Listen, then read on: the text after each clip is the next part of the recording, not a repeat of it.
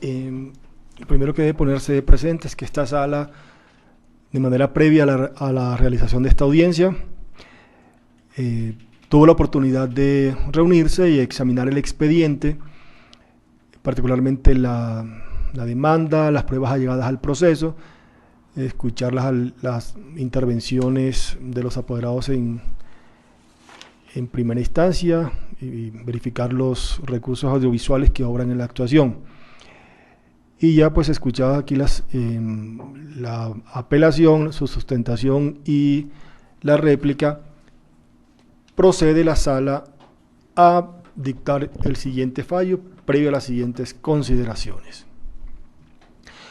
Con el propósito de dar solución a la alzada interpuesta,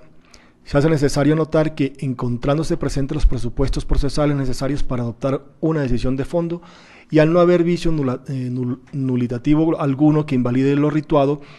esta sala se circunscribirá a examinar exclusivamente los motivos de desencuentro demarcados por la parte opugnante, acatando los lineamientos del inciso primero del Canon 320 del Código General del Proceso. Precisado lo anterior, se impone a notar que, según las directrices jurisprudenciales, el proceso de rendición provocada de cuentas, consagrado en el artículo 379 del Código General del Proceso, tiene como finalidad, comillas, saber quién debe a quién y cuánto, cuál de las partes es acreedora y cuál deudora. Por tanto, para que el juicio de cuentas llene su objeto, debe terminar precisamente o deduciéndose que las partes están entre sí a paz y a salvo, cuando tal cosa resultare de los autos, o declarando un saldo a favor de una de ellas y a cargo de la otra, lo cual equivale a condenarla a pagar la suma deducida como saldo. Se cierran comillas, sentencia de la Sala de Casación Civil de 23 de abril de 1912. Asimismo, es necesario memorar que la Sala de Casación Civil ha puntualizado que, comillas, la obligación de rendir cuentas la establece la ley civil respecto de aquellas personas que sin tener ánimo de dueño administran bienes ajenos, bien por convención, como acontece respecto del mandatario, artículo 2181 del Código Civil, bien por disposición de la ley, como en lo que respecta a los guardadores y a los ejecutores testamentarios, artículos 504 y 1366 de la misma codificación. Se cierran comillas. Sentencia de la Sala de Casación Civil, Gaceta Judicial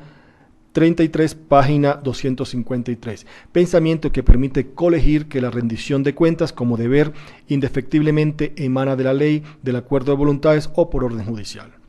En el caso de Marras, se tiene que la señora Janet Rodríguez Vargas, por esta cuerda procedimental, peticionó la rendición de cuentas del señor Jorge Enrique Ruiz Ponce sobre varios bienes del haber conyugal que, según lo expresado en el pliego introductor, han sido explotados por el aquí demandado desde el 1 de enero de 2012 y hasta el 1 de abril de 2017. Igualmente, se puso de presente que los aquí intervinientes contrajeron nupcias religiosas el 12 de septiembre de 1986, empero, mediante providencia calendada el 23 de julio de 2015, el juzgado 15 de familia de esta ciudad decretó la cesación de efectos civiles del matrimonio católico, así como la disolución y en estado de liquidación la sociedad conyugal conformada por los exconsortes. Hecho plenamente probado al interior de este juicio, con las documentales visibles a folio 4 a 6 de la encuadernación, que también fue admitido por el querellado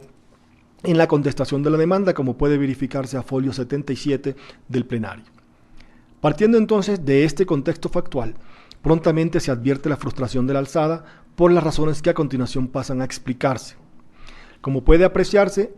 del epítome enunciado en precedencia, las aspiraciones de la promotora de la controversia aquí opugnadora se encaminan a provocar la rendición de cuentas sobre diversos bienes que integran la masa patrimonial de la sociedad conyugal conformada entre ella y el aquí convocado, inclusive desde antes de la declaratoria de la disolución dispuesta por el juez de familia.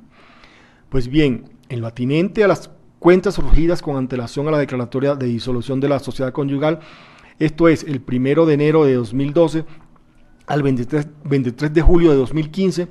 última data de referencia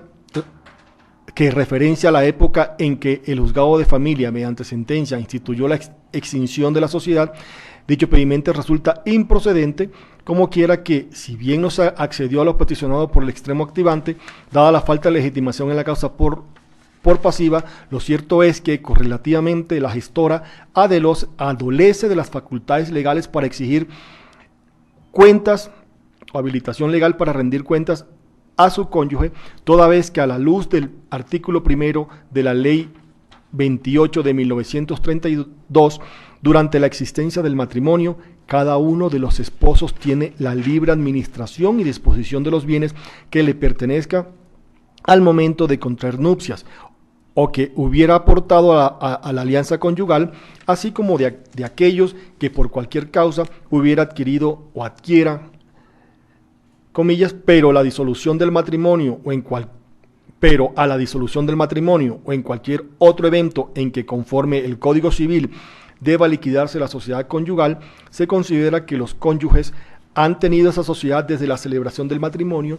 y en consecuencia se procederá a su liquidación, habida cuenta que, como lo ha pregonado la jurisprudencia de la Corte una y otra vez, con marcada insistencia y sin desatender el espíritu de la norma, la sociedad conyugal está en una situación de latencia que solo a su disolución deviene en realidad jurídica incontrovertible. Por lo mismo es que mientras no se haya disuelto, ni el marido tiene derechos sobre los bienes de la sociedad manejados por la mujer, ni ésta tampoco sobre los bienes de la sociedad manejados por aquel, generándose una doble administración de los bienes cuyo carácter sociales no viene a revelarse ante terceros, sino al disolverse la sociedad. Así las cosas, en el régimen económico del matrimonio vigente hoy en día en Colombia, descrito en los citados términos por el ordenamiento e interpretado uniforme y repetidamente por la Corte, no cabe un control o escrutinio permanente que uno de los esposos pretenda realizar sobre los actos negociales del otro, dado que una petición de cuentas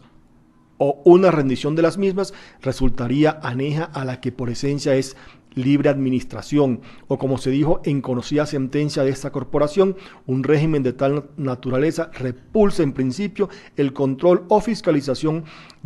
que uno de los cónyuges pretenda ejercer sobre los actos y negocios celebrados por el otro, de no heriríase de muerte el sistema, porque la independencia estaría condenada a desaparecer sin remedio. Sentencia de la Sala de Casación Civil del 15 de septiembre de 1993, radicado 3587. Esto es tomado de la sentencia de la Sala de Casación Civil SC 3864-2015 de abril 7 de 2015, dentro del expediente 2001-00-50901. Idéntico desenlace frustráneo acompaña las cuentas solicitadas a partir de la declaratoria de la sociedad conyugal, pues ciertamente esta no es la vía judicial para formular reclamaciones sobre la explotación de bienes adquiridos en vigencia de la misma, efectuada por alguno de los consortes, si en mente se tiene que, abre comillas, disuelta la sociedad por cualquiera de las causas legales, se actualiza el derecho de cada uno de los cónyuges sobre los bienes sociales para la determinación de las gananciales que a cada uno correspondan. Cierran comillas. Sala de Casación Civil, sentencia de 30 de octubre de 1998, radicado 4020. Momento para el cual han sido instituidos mecanismos jurídicos orientados a refrenar aquellos actos que vayan en desmedro de los intereses de alguno de los esposos en la partición de los bienes sociales. Desde ese contexto, al no aparecer acreditado en el presente asunto que entre los aquí contendores se hubiera suscrito pacto de administración de bienes que imponga al convocado la obligación de rendir las cuentas deprecadas en la demanda, y por el contrario, obra en el legajo manifestación de la demandada de no haber efectuado acuerdo alguno en ese sentido, resulta inevitable la desestimación de las pretensiones elevadas. Para finalizar, en lo tocante a la aplicación de los principios de igualdad de género y protección constitucional prevalente de la mujer al caso de Marras,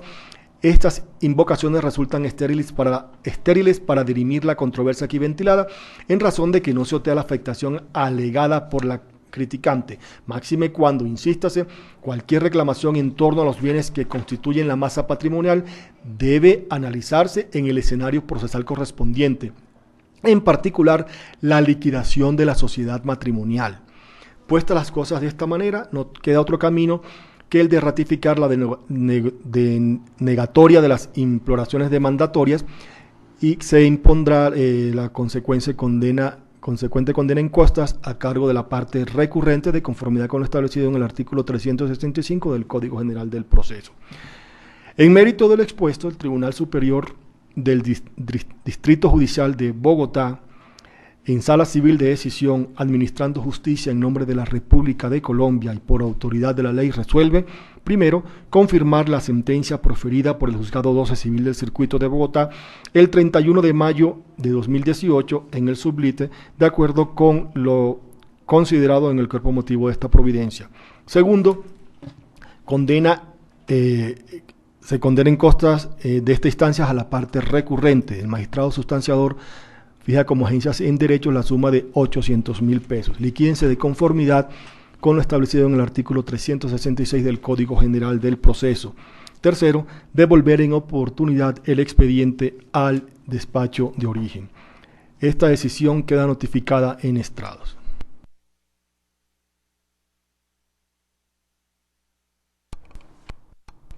Conforme con su decisión, su señoría.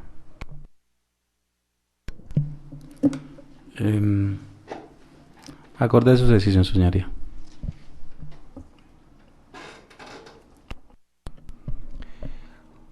No habiéndose formulado solicitud